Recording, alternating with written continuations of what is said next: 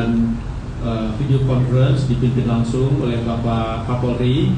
Dalam kesempatan itu kami dari Kementerian BUMN tentunya bersama-sama juga dengan Pertamina dan juga dengan pihak Polri ingin memastikan kepada masyarakat juga bahwa kita memiliki adanya kecukupan dari stok BBM, khususnya dalam hal ini untuk mengantisipasi adanya mobilitas masyarakat yang tentunya akan meningkat selama masa-masa libur hari raya nanti.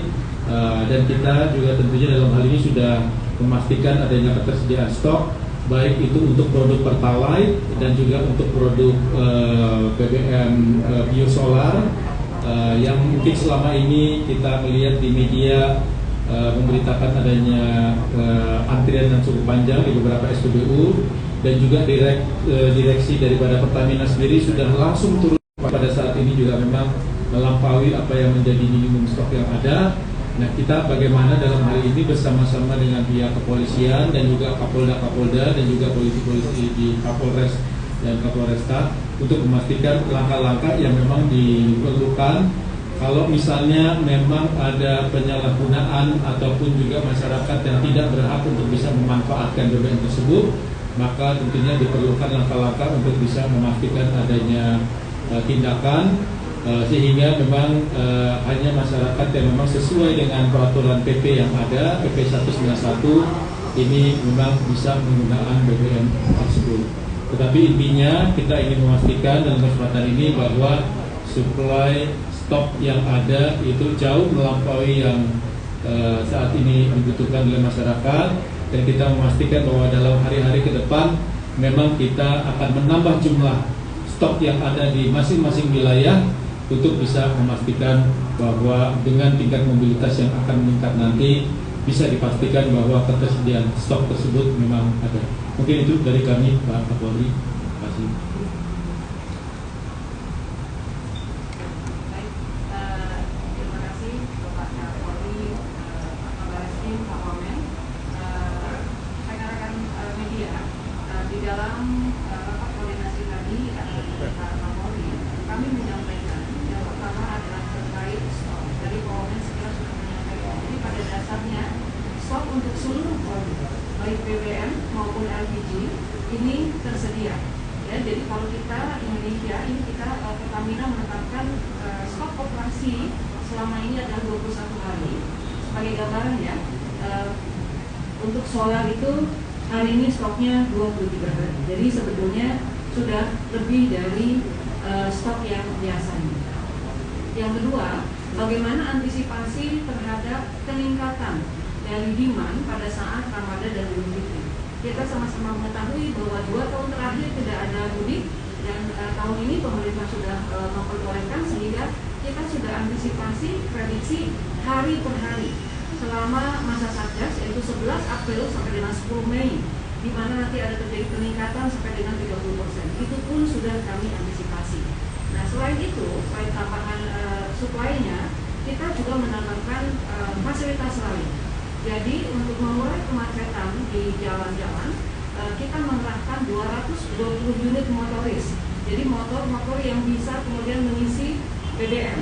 Nanti Bapak Ibu yang di tengah jalan ini kehabisan BBM, tinggal telepon ke call center 135 ya. 135 share location. Nanti motoris ini akan mendatangi lokasi Bapak Ibu untuk bisa mengisi BBM di lokasi.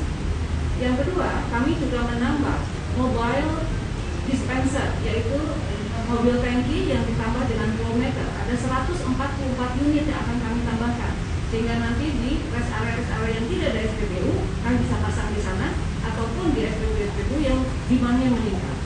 Nah, selain itu ada juga SPBU temporary yang akan kami pasang juga di jalan-jalan tertentu untuk pemeriksaan antrian, itu ada juga 7 unit. Itu adalah infrastruktur yang kita siapkan. Nah, yang berikutnya ini adalah terkait berita-berita tentang kelangkaan dan juga antrian. Bapak Ibu, untuk BBM subsidi ini kan sebetulnya diperuntukkan ya untuk industri kecil, UMKM, kemudian angkutan umum gitu ya, dan juga pengangkutan logistik barang kebutuhan sehari-hari. Jadi ada kuotanya, ada batasannya dari pemerintah. Hari ini spontan. Kami menyadari ini karena aktivitas usaha pasca pandemi di Bank Indonesia ini lebih cepat dari yang diperkirakan. Jadi alhamdulillah ya kalau ini kemudian digunakan untuk sektor yang memang berhak mendapat subsidi, gitu ya. Sebagai gambaran ini untuk per liter solar itu subsidi dari pemerintah itu 7.800 per liter. Jadi subsidinya sangat besar. Nah, untuk itu kami sangat berterima kasih kepada Pak Kapolri dan jajarannya, Kapolda Reskrim, Kapolda, Kapolres yang telah membantu melakukan penertiban dan juga monitoring penindakan di lapangan agar subsidi ini tepat sasaran. Jadi kami mohon juga bantuan dari media untuk sama-sama memonitor dan memberikan laporan ke Polsek 135 jika menemukan adanya pelanggaran, jadi pembelian solar subsidi yang bukan oleh ini misalnya oleh industri besar gitu ya, dan juga penimbunan, jadi intervensi dan identifikasi. Jadi kami mohon bantuannya dari media untuk hal ini. Demikian Pak Kapolri yang dapat kami sampaikan. Terima kasih. Terima kasih yang saya hormati Pak Wamen BUMN, Ibu Dirut Pertamina, Pak rekan-rekan media. Menambahkan apa yang sudah disampaikan, bahwa kita tadi melaksanakan rapat untuk memastikan apakah betul terjadi kelangkaan solar, khususnya solar bersubsidi. Jadi dari pengecekan tadi, secara umum kebutuhan bahan bakar minyak kita, khususnya solar, semuanya dalam batas yang memiliki ketahanan terpenuhi, sehingga tentunya istilah kelangkaan ini tentunya kemudian kita melihat ada satu hal yang kita dalami, bahwa di satu sisi kebutuhan terhadap solar industri itu mengalami penurunan, di sisi lain terjadi peningkatan terhadap kebutuhan solar subsidi. Kenapa ini terjadi? Kita lihat bahwa ada fenomena terjadi kenaikan terhadap tren produktivitas komoditas ini tertentu, khususnya yang ada di perkebunan dan ada yang di pertambangan. Sementara Indonesia saat ini dengan adanya dampak global terjadinya perang Ukraina lawan Rusia yang juga berdampak terhadap berkurangnya ketersediaan minyak dunia dan juga gas dunia, dan ini berdampak kepada seluruh negara. Indonesia sampai saat ini khususnya di Asia masih berada di nomor 2 terendah, karena kita dari dijelaskan oleh Bu Dirut masih menahan harga, sehingga harga tetap ada di kondisi yang sama. Sebagai contoh adalah solar, dan juga ada yang dinaikkan, namun sebenarnya masih disubsidi. Jadi ini yang tentunya perlu menjadi perhatian bagi kita. Terjadi disparitas yang sangat tinggi antara solar subsidi dengan solar di industri. Gapnya kurang lebih 12.500. Sehingga ini kemudian yang di lapangan kita temukan disalahgunakan oleh kelompok masyarakat tertentu, spekulan yang kemudian memanfaatkan disparitas harga ini untuk kemudian mengambil kebutuhan minyak atau solar untuk industri, mengambilnya dari SPBU subsidi, sehingga tentunya ini menambah beban bagi pemerintah, dan tentunya ini juga akan